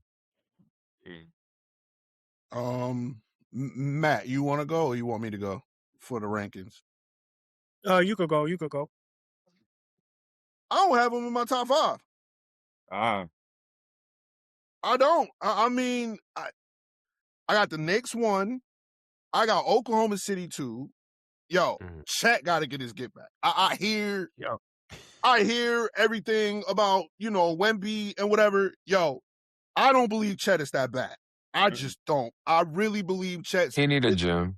Just get a gym. That's exactly where my point was going to go. I really believe they're going to make Chet Holmgren not just rely on his talent and his length and him actually get in the gym next season. I do believe we will see a different and evolved game from Shai Gilgeous-Alexander while him realizing that, okay, San Antonio figured out a way to just kind of key in on me and the rest of the guys not be able to get that done. I got to be more of a playmaker or find a different way. Maybe I can shoot more threes, something that I don't understand why Shai doesn't do by opening up the floor for him to shoot more threes. Maybe that's the evolution of his game that we're going to see. So I think Oklahoma City is going. I got Oklahoma City 2, and then I got the Spurs 3. I don't understand why nobody's talking about the Timberwolves. I don't know if anybody's seen the evolution of LaMelo Ball last year. Like, he's just some slouch with like maturity issues, bro. LaMelo Ball was absolutely balling last year, and the one thing that Anthony Edwards needed last year was a ball handler who can go get his own. Now, if you free Anthony Edwards up to be able to do what he wants to do, now we could possibly see the Anthony Edwards that we've all been waiting to see come to possibly be the face of the league. I'm not forgetting about Nikola Jokic. They had an injury-riddled season next year. What if all of them come back healthy? Not really a fan of their coach, but I still got all of them over the Pistons, man. I really do. Like, they really gotta show me. And if Toronto happens to get Kawhi Leonard, I kind of want to put them over the 76ers too. So me too. There's that, man. I don't think they're top 5, man. I really don't. The thing I have with your Minnesota thing is LaMelo, he's only played more than 65 games twice in his career, and he's a young cat. You got to stay on the court, brother. I know we could talk about the Anthony Edwards and everything, how talented they are, but I need to see you stay on the court. Just like with Embiid, the dude's been constantly injured. Can I ask you a question? He was carrying. Can I ask you a question? What? How many times has Wemby played over 70 games in his career? You got them number 2, and that's their best player, and he's an elite. But then he just proved he could stay on the court. And also, what has LaMelo ever won? Has he ever even been in the playoffs? I need to see him in high-state games. I've never seen him. Can he contribute to winning? Melo had the carry. Melo just Hold on now. But hold on. We're not about to act like we've seen LaMelo Ball play with elite talent. He was in Charlotte. All right. So yeah, like that was last year was the first time. We're not gonna do that. Like they were good, respectable because they had LaMelo Ball. It wasn't because they had Miles Bridges. It wasn't because they had Diabate or what's his name? The white boy, Gordon Hayward or Miles Plumlee, or he revived that franchise. You know how pissed off people are in Charlotte that he's gone? Oh, yeah. We're not about to sit up here and disrespect him and be like, well, what has he won? They haven't given him anything to win with. And the second they did, they shipped him out. So that's not really a fair thing to throw on LaMelo Ball, in my opinion. Like, playing game against the Heat, he did do his job. Like he was showing up. Sure enough. He ran into a buzzsaw. But as a point guard, like you need people to pass it to. Yeah, nobody. But to piggyback on what you were saying though, like I know we were talking about like outside of that, but yeah, I definitely had Minnesota, Denver, like all of them. Like mind you, I'm gonna definitely have more West over the East. Like I thought we were just talking about East. But yeah, definitely Denver, Minnesota, shit, Houston. Like we didn't even talk about Houston, right? They getting Fred VanVleet back, and Reed Shepard like out here balling out his mind in the playoffs. So, I mean, I don't know what we're gonna do with the Snow Time Lakers, but I mean, they got pieces, and then the retirement home Warriors. Like we don't really know what's going on with them either. So yeah, we got a few. Oh, Phil, you're gonna talk about your Snowtime Lakers in the wintertime. I better see y'all balling because that's what y'all gonna be known for. I've seen too many championships in my life, so I'm not stressing on these Lakers. I'm good. I know. They better build around Luka, man, because I don't think Luka ever. I'm not doing this championship. It's looking like 1960 over there, bro. That doesn't miss it, Will. Man, I love my team. I'm not talking about no championship with the Lakers right now, man. Please, you're about to frustrate me. Not today. Phil, you know what I'm gonna say, right? Phil, you know what I'm gonna say for Laker fans right now, for Snowtime Lakers, I ain't gonna lie. Y'all better get used to disappearing. Be happy your team won't be there. You know why? Because in April, May, and June, it's hot, and you ain't gonna see no snow during that time. You ain't lying. So, y'all ain't gonna be nowhere to be found. You probably gonna be sitting at home. You ain't lying. Hey, I see 6 of my lifetime, but I'm good. Nah, worry, you lucky. I got one though. Fact. Yeah, the best point of the season might be during Christmas time when it's peak winter. Wow. Speaking of that, I don't know if anybody brought it up, but like, should they be doing 76ers versus Lakers Christmas Day? Nah, Sixers Knicks. Yeah, I think I've seen that. I would love Sixers Knicks. I think we're playing them in the Garden. It's in the Garden. It's in the Garden. I gotta get tickets. Doesn't really matter. It don't matter. Philly. Or Philly is MSG South, so it don't even matter. Yeah, closer, like 40-minute ride. Cheaper tickets. Whatever. Wow. They might as well just put a Knicks logo on there. Basically, man. They might as well hang the Knicks championship banner in there too. Just like, hey, y'all want a chip? Hey, this the we could give them the playing banner. Oh wow! Nah, we really ran the table on the league though. That's that's funny, bro. So we all agree who we had as each of our title contenders. So we had number 1. So I had Spurs. I got Knicks. So Knicks. Until you take it, bro. Pause. Like we got it.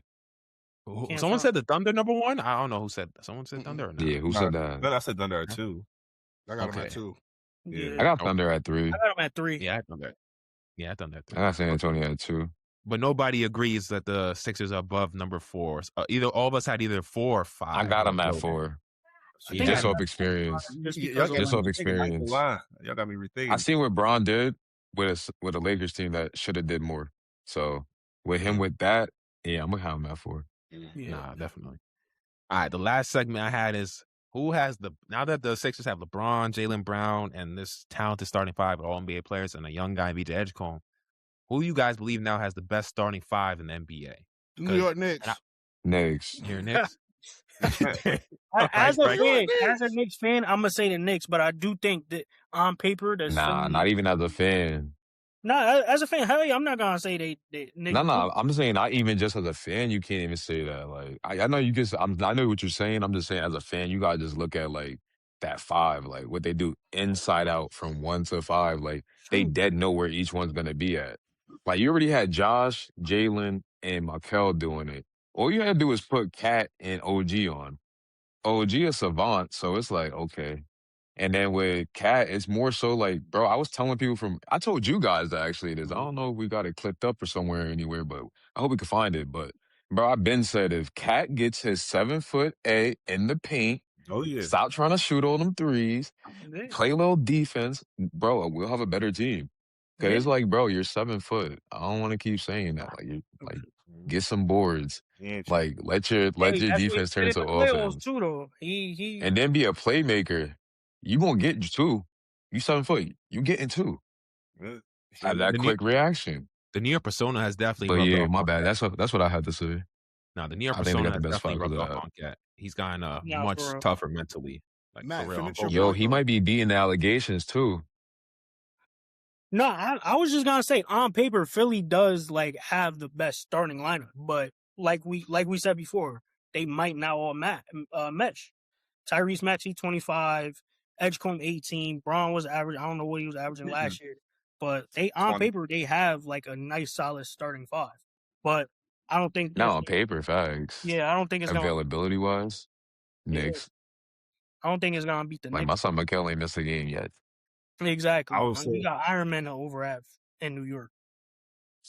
If we talk real life, it's Knicks. If we talking 2K, it's the Sixers. Yes. I mean, on 2K, so I mean, we could say that. I'm about to get to that. But in real life, it is the Knicks. No, you don't. We know what they have, what they can do, what they already have done. We can only speculate what the Sixers can do. So, like, yeah, right now it's got to be the Knicks for sure. I don't even think it's close. Like, I don't even want to hear the on paper argument. To be honest, I really don't, because, bro, like, isn't our core like 28? Yeah, I think like average age. Jaylen not even on Jaylen's like the 28. oldest. Yeah, OG, Jaylen's gonna be 30 this year. I think he's 30. Jaylen's gonna be 30 this year. But with the people got to stop. People got to stop thinking what they saw in the playoffs was an aberration. You saw the team 16-3 is not a fluke. You saw the team become who they were.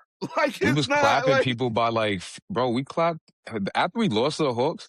We gave them like what, a 50 piece in the first half. Yeah, like what? Come on. And then you got to remember they did that without OG Anunoby for 2 games, who was giving them in Atlanta. I think we did that in Atlanta too. Yeah, like, makes sense. Yeah. Bro, and then that's with Mikal Bridges only taking like 5 shots one game, and then giving you 25, and having Landry Shamet come off the bench and hit 14, 15 straight threes. I understand he's not a starter, but he starts when OG doesn't play, and then he still gives you OG Anunoby type production when it comes to score. Like, I don't think people really understand like how dangerous this starting 5 really is. And now that they got Cat as a hub, we haven't even seen the ceiling of this starting 5, which makes this conversation about who has the best starting 5 in the league, bringing up Philly is crazy to me. And we all know Philly is like, names don't make a team. So, you know, ask the Brooklyn Nets when they had KD, Harden, and Kyrie. Everybody said KD just needed a size 11, bro. If he made that shot, they was winning the title that year. They Nah, he They made had some it. He just dog. They needed a had some size dog. His foot 11. was His a foot little was bit. on the line. Yeah, he had another opportunity in overtime and he missed. He was So tired. instead he missed. If he made that shot, Nah, bro, with That the was the type of greatest game of his defense, like career. you gotta remember, like KD get different type of defense. He not normal. Like for him to even get open, he probably did like 3 moves, I hear that, but it's a make or miss league, and he missed. and he double pumped it. Yeah. Like it wasn't even like a straight shot. It was like a. It didn't go in. That's all I know. Yeah. Yeah. I remember during that time, everybody was talking about Brooklyn, the best offense we ever seen. Yo, they got to win a title. Nah, man. They didn't even get No past the defense, second though. round, son. No I ain't defense. gonna lie. We got a chance to see a rare offense with Philly though this year. Like, mind you, I don't know. I'm just gonna throw it out there. We might see somebody throw the ball off the ground like alley-oop. They might be wilding. They got a lot of It be a bounce over jab? there. Bron gonna They pop. got a lot of bounce out there. Brown probably gonna be throwing them. He gonna be like, Yeah, Brian, you know, boom. Brian, You gonna see VJ just come out there and catch it like, he with the extra. He with the extra, so you know he might do a lob like that or two. You know, if they rolling in the throw it first, off the backboard. Like they they might be rolling first half of wailing. the season. You know, Well, you And know just to things get are the juice clicking. going. You know things are clicking when LeBron and Jaylen Brown start getting that handshake midway through the season. LeBron always doing that handshake with his teammates. Once I see that, I'm like, They nah, probably they aren't already all got feeling that. good. They Once I probably see already that, got I'm that like, oh, done. nah, they mess with each other. Once I see that, I'm like, they good. Because LeBron As always soon as got he came that. into the facility, he was like, yo, what's up? Made that joint real quick. Nah, right now, Brown getting him that dry dab. Like, yeah, what's up, man? Yeah. I know. I remember you talking about my son 2 years ago. I ain't forgot that. You know that? Yeah. Nah, I'm not gonna lie. I feel like not saying you, but I feel like that's broke behavior. I feel like Braun like different. Like he like, man, just be I'll ready be to splitting make that. a shot when I pass it to you. Nah. Nah, word. Like I feel like that's behind him. Like, cause mind you, if that was the case, he wouldn't have slid. Yeah. Nah, that's true. Like for him to come in and bring that you up, I never know don't know. what I feel Brown got like, up his sleeve. You know, it might be this team this year. Next year, like I said, he might trade. oh, he definitely gonna address it. Yeah. Like I definitely don't might know. trade For me, I'm everybody. address it. Nick Like my Nurse. son. Nick Nurse might be. Yo, so what you mean by that? Just like tell me what you really meant. All Jaylen Brown gonna say, if your son was so good, why you leave LA? Say no shit. I'm just kidding. We can't sleep on JB calling. He might Embiid turn a into flopper on Jordan his screen. Poole. He might turn Oh, into Jordan JB? Poole real quick. He might have channel Shit. Draymond. Like, Yeah. I'm like, what you say? Nah, I said when 'Cause like, JB mind you, called like, Embiid a flopper. Yeah, I Oh, was seeing yeah. how that Ooh. relationship Yeah. is too. Jaylen Yeah. Brown got a whole lot of shit to Yeah. answer He to. got a lot of history, man. With Ron and Embiid, it's like, damn, man, he gonna have to mend all that. I do got a question for y'all though. Like Matt said earlier, Jaylen Brown ain't asked for this. He ain't asked to be traded. He ain't asked for none of this. That's how it's Brown is the Jaylen Brown one is bringing this. Yo, I ain't gonna lie. Their locker room, I got 2 things. I'm gonna say this one, then the next thing. But yo, they locker room about to be mad toxic. Cause mind you, if it's me and I got the back, if I'm in your locker room, and yo, we in Boston, and yo, bro, they really said you suck. Like, bro, they said you the 7th best. They said Derek White better than you, gang. Like, word. If you don't give him It might 50, be like that. I'm putting the battery in the back. Like, bro, we go to LA. Yo, bro, they dead didn't want to pay you. They said I'm gonna pay Austin. How you feel, son? That's crazy, Phil. Nah, you don't give them. If you don't give them at least 30, bro, like mind you, if we pass to you, pass it back, bro, get out. Like just go crazy. Like mind you, take 40 shots tonight. But that's just me. But the second thing, I had a question for y'all. I feel like it's Bron. Why do you guys think he signed a 2-year when he kept saying like I just want to get like one last year of competitive basketball? Well, for me personally, I know he wants to play like until he's like 50 years old, which is like obnoxious to me. But that's just him.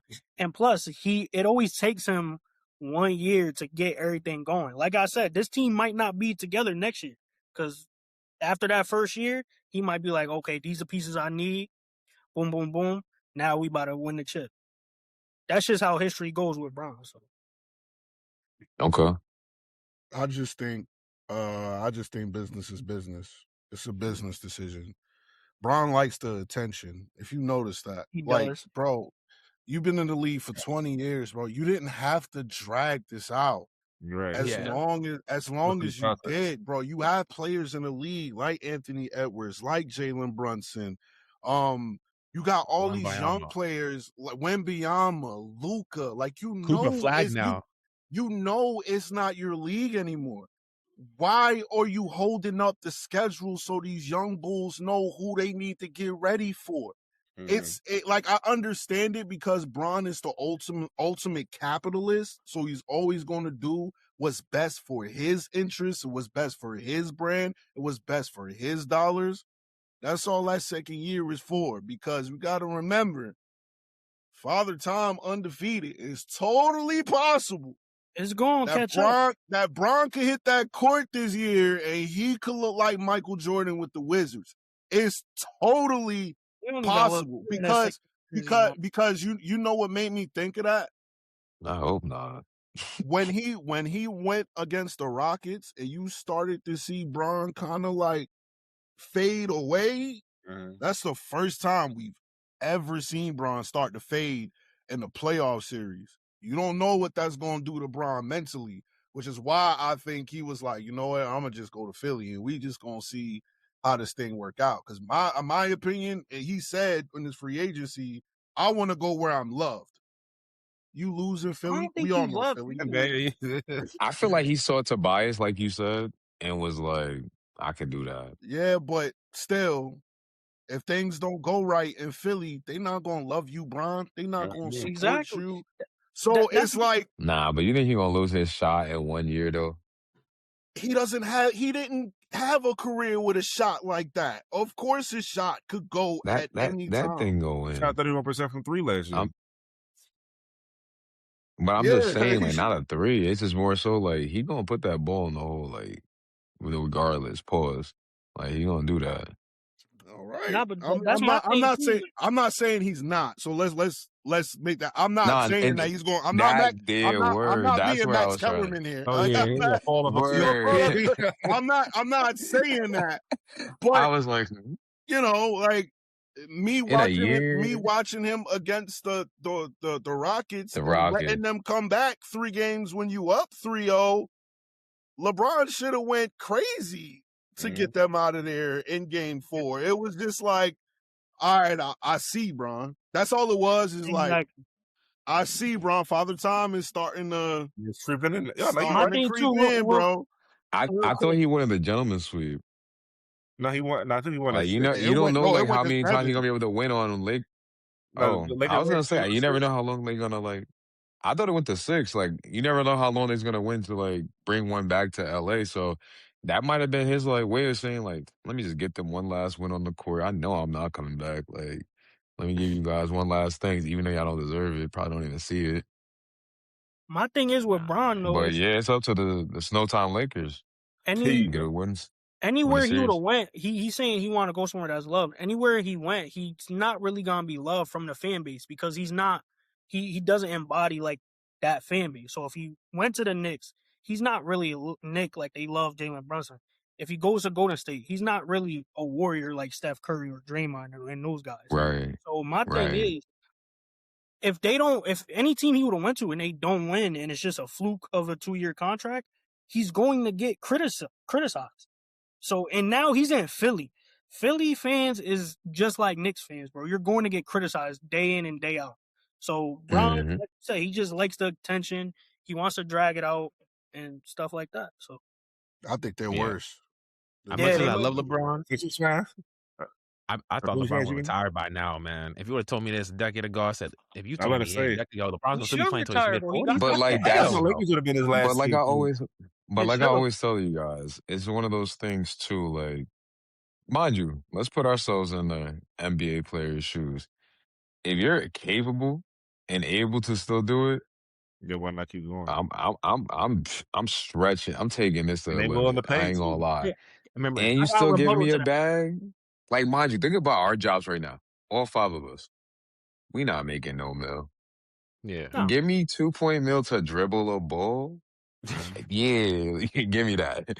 At 43, My rebuttal to that. I got a quick that. rebuttal to that. Uh, At Bron's what's up? status, he could get paid to dribble a ball outside the NBA, like regardless. So he don't have to drag out like his NBA career. He could go anywhere, literally he could go to freaking Saudi Arabia, put up 2 points a game, and they He gonna could give dribble in his house on the stream and get paid. exactly. Savannah not jacking that. Come on, man. This is all he Whatever got. he wants. Savannah not jacking that. He just wants to No, he drag can't. out Savannah his not jacking that. You think Savannah going to China? Yep. Oh hell If no. the bag right. She not even going to Philly. If the bag right, I'm letting You y'all know feel right me? now. That's why he in New York. Hey, look, I'm not living in yo, Philly. yo, for real, LeBron is severely underpaid in the NBA. If he went overseas, bro, like people, like I think that's my thing about NBA China will give players him a is freaking where bag. they kind of like the stars, they kind of like crap on like EuroLeague. Where it's like, bro, do you not see how much Ronaldo gets paid? Do you not see how much Messi gets paid? Like, They if gave LeBron, Dwight a bag. No salary cap. if LeBron was like, yo, you know what? I'm out of here. China, what you got? 500 million a year? Think about if Brown retired after he got the scoring title, right? Was that 2023? Say he wanted to keep moving. He could have went to a EuroLeague team, got hella money, bro.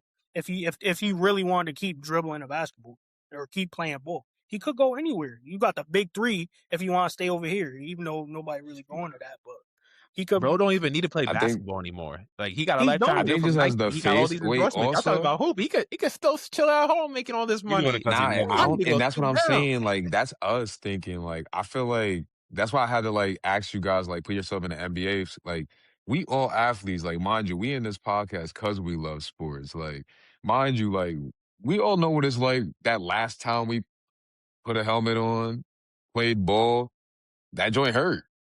And then, mind you, like the second thing is like with Braun, it's like he still is the face. I know we don't want to acknowledge it. Like, yes, there's better players than him, but that mantle that he's carrying right now, whether it's him or Steph, they still have not replaced that. So in a way, he feels like he's the biggest. It's not an obligation, but as like you've been carrying it for so long, it's like a burden. It's like, can y'all hurry up and take this? Like, bro, because I ain't really trying to like stay around, but y'all not really doing what I'm doing. Like, you see how I just held up the schedule?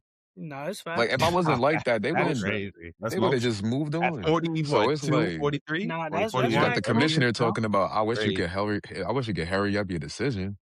Like, I'm not gonna lie, that's a flex. That's leverage at its epitome. Like that was crazy. Well, I feel like Adam Silver's stupid. I'm not glorifying it, but it's just a flex. He could have made the schedule, and then wherever Brown went, he could have rearranged that. So that's Adam Silver's fault, personally. Yeah. But what if it gets leaked and then your like travel team like starts like putting all the logistics together and then like last minute you can't get that refund like for all them like plane tickets or that hotel. It's like the reason why I was held up. You want credit for like the media rights and stuff like that. So prime. I need that. Nah, that's stuff I'm learning in school right now too. Like just the behind the scenes that like they don't really like bring up. But that's why they couldn't like put that out. Yeah, like if they like put all that stuff out, like as soon as they got that, like think about how late the schedule came out. Like now they got to put all the itineraries together. Now they got to get all the schedule, like all the budget. Like okay, let me get your jersey. Like all right, now think about the leftover free agents that have been waiting for Braun to get signed. So yeah, it's a lot of stuff that like goes into it. It's my bad. It was mostly for Braun the prime time like slots. They don't want to change it. Like if you would have went to. Nah, you was right about that part. Nah, definitely. But yeah, fellas, tell people where they can find your work as we about to close out the show. I'll go first. My name is Tyrell Walker. Outside of this, on Instagram right now, you can follow me at my skills development page, smoke.alert. Where there's smoke, there's fire. There's free smoke all the time. I'm also on Facebook. You can look me up, Tyrell Walker. And outside of that, it was a pleasure. Take care. One love. Yes, sir. As for me, it's the other Wilson here, Philip Wilson. Find me on PhilWill24 on Instagram, Wilson Way Sports Talk, IG as well, Wilson Way Sports Network, the blog site. So go check me out. Also, Philip Wilson on LinkedIn.